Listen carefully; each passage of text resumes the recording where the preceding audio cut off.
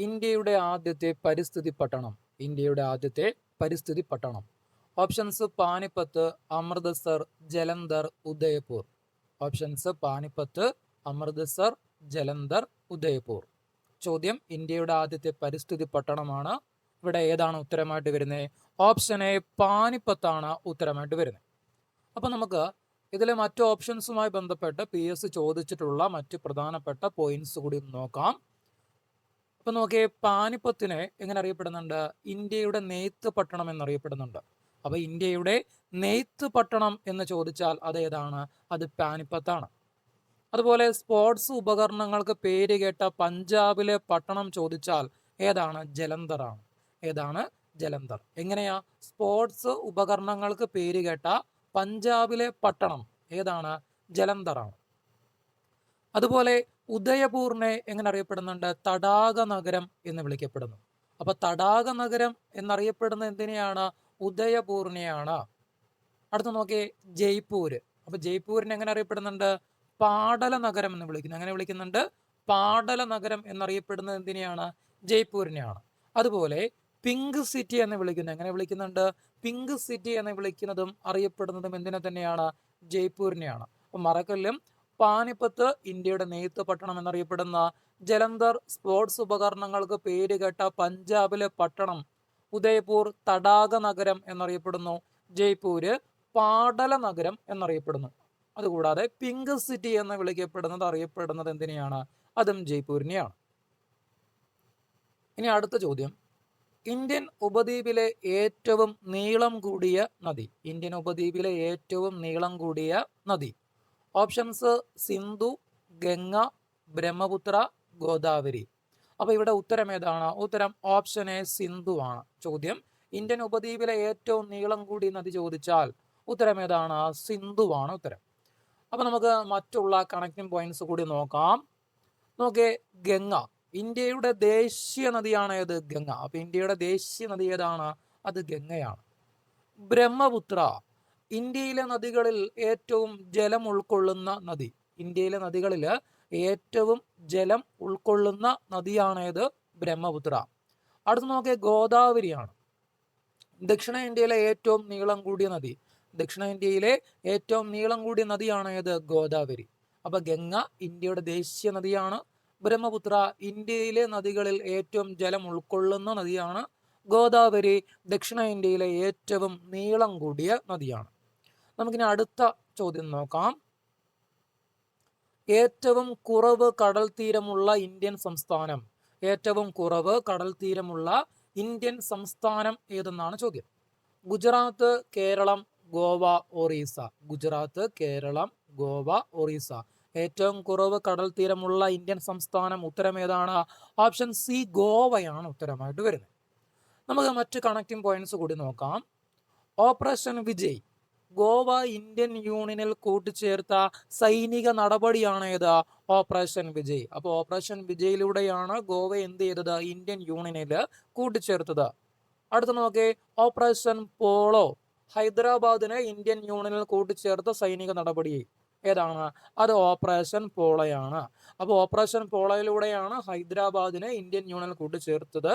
അപ്പൊ മറക്കരുത്, ഓപ്പറേഷൻ വിജയ് ആണെങ്കിൽ ഗോവയാണ്, ഓപ്പറേഷൻ പോളയാണെങ്കിൽ അത് ഹൈദരാബാദാണ്. ഇനി അടുത്ത ചോദ്യം നോക്കാം. ഹാൽഡിയ എണ്ണ ശുദ്ധീകരണശാല ഏത് സംസ്ഥാനത്താണ്? ഹാൽഡിയ എണ്ണ ശുദ്ധീകരണശാല ഏത് സംസ്ഥാനത്താണ്? ഓപ്ഷൻസ് ബീഹാർ, ഗുജറാത്ത്, പശ്ചിമ ബംഗാൾ, ഉത്തർപ്രദേശ്. ചോദ്യം ഹാൽദിയ എണ്ണ ശുദ്ധീകരണശാല ഏത് സംസ്ഥാനത്താണ് എന്നുള്ളതാണ്. ഇവിടെ ഉത്തരമായിട്ട് വരുന്നത് ഏതാണ്? ഓപ്ഷൻ സി പശ്ചിമ ബംഗാൾ. ഏതാണ്? പശ്ചിമ ബംഗാളാണ്. ഇനി മറ്റ് കണക്റ്റിംഗ് പോയിന്റ്സ് കൂടി നമുക്ക് നോക്കാം. നോക്കേ, ബറൗണി എണ്ണ ശുദ്ധീകരണശാല അതെവിടെയാണ്? അത് ബീഹാറിലാണ്. അതുപോലെ കൊയാലി എണ്ണ ശുദ്ധീകരണശാല അതെവിടെയാണ്? അത് ഗുജറാത്തിലാണ്. മധുര എണ്ണ ശുദ്ധീകരണശാല അതെവിടെയാണ്? അത് ഉത്തർപ്രദേശിലാണ്. അപ്പോൾ ഒന്നുകൂടി ശ്രദ്ധിച്ച്, ബറൗണി എണ്ണ ശുദ്ധീകരണശാല ചോദിച്ചാൽ ബീഹാർ, കൊയാലി എണ്ണ ശുദ്ധീകരണശാല ചോദിച്ചാൽ ഗുജറാത്ത്, മധുര എണ്ണ ശുദ്ധീകരണശാല ചോദിച്ചാൽ ഉത്തർപ്രദേശ്. നമുക്ക് അടുത്ത ചോദ്യം നോക്കാം. കേരളത്തിൽ അവസാനം രൂപം കൊണ്ട ജില്ല. നമുക്ക് എല്ലാവർക്കും അറിയാവുന്ന ഒരു ഉത്തരമാണ് അല്ലെ? അപ്പൊ കേരളത്തിൽ അവസാനം രൂപം കൊണ്ട ജില്ല ഓപ്ഷൻസ് വയനാട്, ഇടുക്കി, കാസർഗോഡ്, കോട്ടയം. വയനാട്, ഇടുക്കി, കാസർഗോഡ്, കോട്ടയം. ഇവിടെ ഏതാണ് ഉത്തരമായിട്ട് വരുന്നത്? ഉത്തരം ഓപ്ഷൻ സി കാസർഗോഡാണ് അല്ലേ. അപ്പൊ കേരളത്തിൽ അവസാനം രൂപം കൊണ്ട ജില്ല ഏതാണ്? കാസർഗോഡാണ്. നമുക്ക് കാസർഗോഡുമായി ബന്ധപ്പെട്ട് വരുന്ന മറ്റ് കണക്റ്റിംഗ് പോയിന്റ്സുകൾ, പ്രധാനപ്പെട്ട PSക്ക് ഇഷ്ടപ്പെട്ടവയൊക്കെ നമുക്ക് എന്ത് ചെയ്യാം, നോക്കാം. നോക്കേ, ദൈവങ്ങളുടെ നാട് എന്ന വിശേഷണമുള്ള ജില്ല. എങ്ങനെയാണ്? ദൈവങ്ങളുടെ നാട് എന്ന വിശേഷണമുള്ള ജില്ല. അതുപോലെ തുളു ഭാഷ സംസാരിക്കുന്ന കേരളത്തിലെ ഏക ജില്ലയാണ് കാസർഗോഡ്. ഏത് ഭാഷയാണ്? തുളു ഭാഷ സംസാരിക്കുന്ന കേരളത്തിലെ ഏക ജില്ലയാണ് ഇത് കാസർഗോഡ്. അതുപോലെ സപ്തഭാഷാ സംഗമഭൂമി, സപ്തഭാഷാ സംഗമഭൂമി എന്നറിയപ്പെടുന്ന കേരളത്തിലെ ജില്ലയും ഏത് തന്നെയാണ്? കാസർഗോഡാണ്. മറക്കല്ലും, കേരളത്തിൽ അവസാനം രൂപം കൊണ്ട ജില്ലയാണ് ഇത് കാസർഗോഡ്. ദൈവങ്ങളുടെ നാട് എന്ന വിശേഷണമുള്ള ജില്ല, തുളു ഭാഷ സംസാരിക്കുന്ന കേരളത്തിലെ ഏക ജില്ലയാണ്, സപ്തഭാഷാ സംഗമഭൂമി എന്നറിയപ്പെടുന്ന കേരളത്തിലെ ജില്ല. അടുത്ത ചോദ്യം നോക്കാം. പ്രശസ്തമായ ഒരു കേരളീയന്റെ ചിത്രം ആദ്യമായി തപാൽ സ്റ്റാമ്പിൽ പ്രത്യക്ഷപ്പെട്ടു. ആരുടേത്? ഓപ്ഷൻസ് ശ്രീനാരായണ ഗുരു, വിവേകാനന്ദൻ, ചട്ടമ്പി സ്വാമികൾ, കേളപ്പൻ. ഇവിടെ ചോദ്യം എന്താ? പ്രശസ്തമായ ഒരു കേരളീയന്റെ ചിത്രം ആദ്യമായി തപാൽ സ്റ്റാമ്പിൽ പ്രത്യക്ഷപ്പെട്ടു. അപ്പൊ കേരളീയനാണ് ചോദിച്ചിരിക്കുന്നത്. അപ്പൊ ഇവിടെ ഏതാണ് ഉത്തരമായിട്ട് വരുന്നത്? ഓപ്ഷൻ എ ശ്രീനാരായണ ഗുരുവാണ് ഉത്തരമായിട്ട് വരുന്നത്. ഇനി നമുക്ക് PSയുടെ മറ്റ് കണക്റ്റിംഗ് പോയിന്റ്സുകൾ, PSക്ക് പ്രധാനപ്പെട്ട മറ്റ് ചോദ്യങ്ങൾ കൂടി നമുക്ക് ഇതുമായി ബന്ധപ്പെട്ടുള്ളതൊക്കെ നോക്കാം. നോക്കി, ഇന്ത്യൻ തപാൽ സ്റ്റാമ്പിൽ പ്രത്യക്ഷപ്പെട്ട ആദ്യത്തെ വ്യക്തി അതാരാണ്?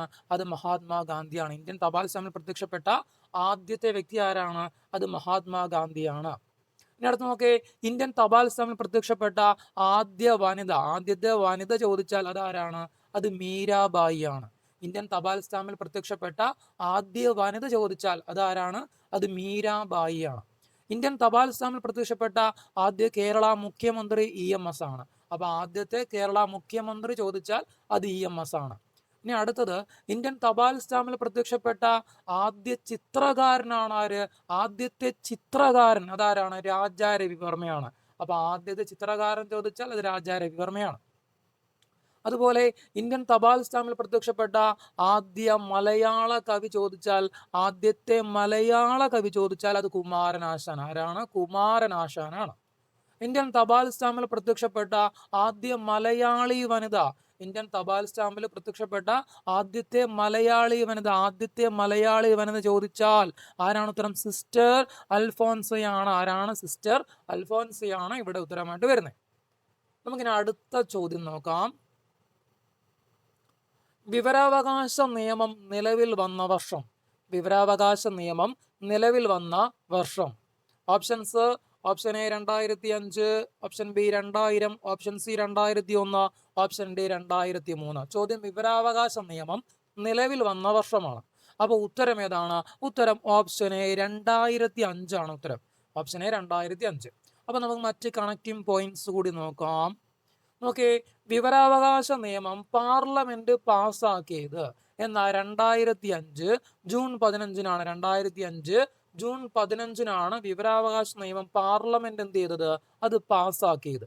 2005 ഒക്ടോബർ 12-നാണ് വിവരാവകാശ നിയമം നിലവിൽ വന്നത്. അപ്പൊ വിവരാവകാശ നിയമം നിലവിൽ വന്ന എന്നാണ്? 2005 ഒക്ടോബർ 12-നാണ് എന്ത് ചെയ്യുന്നത്? ഇത് നിലവിൽ വരുന്നത്. വിവരാവകാശ നിയമത്തിന്റെ മുൻഗാമിയാണ് ഏത്? Freedom of information act 2002. Freedom of information act 2002 എന്താ? വിവരാവകാശ നിയമത്തിന്റെ മുൻഗാമി എന്ന് അറിയപ്പെടുന്നു. അടുത്ത് നോക്കേ, വിവരാവകാശ നിയമം പാസ്സാക്കിയ ആദ്യ ഇന്ത്യൻ സംസ്ഥാനം ഏതാണ്? തമിഴ്നാടാണ്. അപ്പോൾ വിവരാവകാശ നിയമം ആദ്യമായിട്ട് പാസ്സാക്കിയ ഇന്ത്യൻ സംസ്ഥാനമൊക്കെ ചോദിച്ചാൽ ഏതാണ് ഉത്തരം? അത് തമിഴ്നാടാണ്. 1997-ലാണ്. 2005 വിവരാവകാശ നിയമപ്രകാരം വിവരാവകാശ നിയമം നിലവിൽ വന്നത്. 2005 വിവരാവകാശ നിയമപ്രകാരം വിവരാവകാശ നിയമം നിലവിൽ വന്നത് എവിടെയാണ്? അത് രാജസ്ഥാനാണ്. എവിടെയാണ്? രാജസ്ഥാനിലാണ്. നമുക്കിനി അടുത്ത ചോദ്യം നോക്കാം. അടുത്ത ചോദ്യം നോക്കിയേ. ആധുനിക ഇന്ത്യയുടെ യഥാർത്ഥ ശില്പി എന്നറിയപ്പെടുന്നത്. ആധുനിക ഇന്ത്യയുടെ യഥാർത്ഥ ശില്പി എന്നറിയപ്പെടുന്നത്? ഇവിടെ ഓപ്ഷൻസ് നോക്കിയാൽ വല്ലഭായ് പട്ടേൽ. ആരാ? സർദാർ വല്ലഭായ് പട്ടേൽ. അതുപോലെ option B Motilal Nehru, option C Jawaharlal Nehru, option D Mahatma Gandhi. ചോദ്യം, ആധുനിക ഇന്ത്യയുടെ യഥാർത്ഥ ശില്പി എന്നറിയപ്പെടുന്നത് ആരെന്നാണ് ചോദിച്ചിരിക്കുന്നത്. ഇവിടെ ഉത്തരം ഏതാണ്? ഓപ്ഷൻ സി ജവഹർലാൽ നെഹ്റുവാണ് ഉത്തരമായിട്ട് വരുന്നത്. ആരാണ്? നെഹ്റുവാണ് ഉത്തരം. ഇനി നമുക്ക് മറ്റു കണക്റ്റിംഗ് പോയിന്റ്സുകൾ കൂടി ഒന്ന് നോക്കാം. നോക്കിയേ, ഇന്ത്യയുടെ ആദ്യത്തെ പ്രധാനമന്ത്രി അല്ലെ, ഇന്ത്യയുടെ ആദ്യത്തെ പ്രധാനമന്ത്രിയാണ് ആര്? ജവഹർലാൽ നെഹ്റു. അതുപോലെ ഏറ്റവും കൂടുതൽ കാലം ഇന്ത്യൻ പ്രധാനമന്ത്രിയായിരുന്നത് നെഹ്റുവാണ്. അപ്പൊ ഇന്ത്യയിലെ ആദ്യത്തെ പ്രധാനമന്ത്രിയായിരുന്ന, ഏറ്റവും കൂടുതൽ കാലം ഇന്ത്യൻ പ്രധാനമന്ത്രിയായിരുന്ന ആരാണ്? നെഹ്റുവാണ്. അതുപോലെ നെഹ്റുവിന്റെ ജന്മദിനമായ നവംബർ 14 എങ്ങനെയാണ്? ശിശുദിനമായിട്ട് ആചരിക്കുന്നത്. എങ്ങനെയാണ്? ശിശുദിനമായിട്ട് ആചരിക്കുന്നു. എന്നാൽ നവംബർ 14 എന്ത് ചെയ്യുന്നു? ശിശുദിനമായിട്ട് ആചരിക്കുന്നു. നമുക്കിനി അടുത്ത ചോദ്യത്തിലേക്ക് പോകാം. ആഗോളതാപനത്തിന് കാരണമാകുന്ന വാതകം. ആഗോളതാപനത്തിന് കാരണമാകുന്ന വാതകം. Option A helium, option B fluorine, option C chlorine, option D carbon dioxide. അപ്പോൾ options helium, fluorine, chlorine, carbon dioxide. ഇവിടെ ചോദ്യം എന്താ ചോദിച്ചിരിക്കുന്നത്? ആഗോളതാപനത്തിന് കാരണമാകുന്ന വാതകമാണ് ചോദിച്ചിരിക്കുന്നത് അല്ലെ. അപ്പൊ ഇവിടെ ഏതാണ് ഉത്തരമായിട്ട് വരുന്നത്? ഉത്തരം option D carbon dioxide. Option D carbon dioxide. അപ്പൊ ആഗോളതാപനത്തിന് കാരണമാകുന്ന വാതകം ചോദിച്ചാൽ ഏതാണ്? കാർബൺ ഡൈ ഓക്സൈഡ് ആണ് ഉത്തരമായിട്ട് വരുന്നത്. ഇനി നമുക്ക് മറ്റ് കണക്റ്റിംഗ് പോയിന്റ്സ് കൂടി നോക്കാം. കാർബൺ ഡൈ ഓക്സൈഡ് കണ്ടുപിടിച്ചത് ആരാണ്? ജോസഫ് ബ്ലാക്ക് ആണ്. അപ്പൊ ജോസഫ് ബ്ലാക്ക്, എന്താ ചോദ്യം? എന്താ? കാർബൺ ഡൈ ഓക്സൈഡ് കണ്ടുപിടിച്ചത് ആരെന്ന് ചോദിച്ചാൽ അതാരാണ്? അത് ജോസഫ് ബ്ലാക്ക് ആണ്. ആരാണ്? ജോസഫ് ബ്ലാക്ക് ആണ്. അതുപോലെ ആഗോളതാപനത്തിന് കാരണമായുള്ള വാതകങ്ങൾ, ചോദിച്ചാൽ അതിൽ മീഥേൻ വരുന്നുണ്ട്, മീഥേൻ ഉണ്ട്. അതുപോലെ സൾഫർ ഡൈ ഓക്സൈഡ് വരുന്നുണ്ട്. അതുപോലെ കാർബൺ ഡൈ ഓക്സൈഡ് വരുന്നുണ്ട്. അപ്പൊ ചോദ്യം എങ്ങനെയാ? ആഗോളതാപനത്തിന് കാരണമായ വാതകങ്ങൾ ചോദിച്ചാൽ അതിൽ മീഥേൻ ഉണ്ട്, അതിൽ സൾഫർ ഡൈ ഓക്സൈഡ് ഉണ്ട്, അതുപോലെ കാർബൺ ഡൈ ഓക്സൈഡ് ഉണ്ട്. അപ്പൊ ഇതെല്ലാമാണ് എന്ത് ചെയ്യുന്നത്? ആഗോളതാപനത്തിന് കാരണമായ വാതകങ്ങൾ എന്ന് പറയുന്നത്.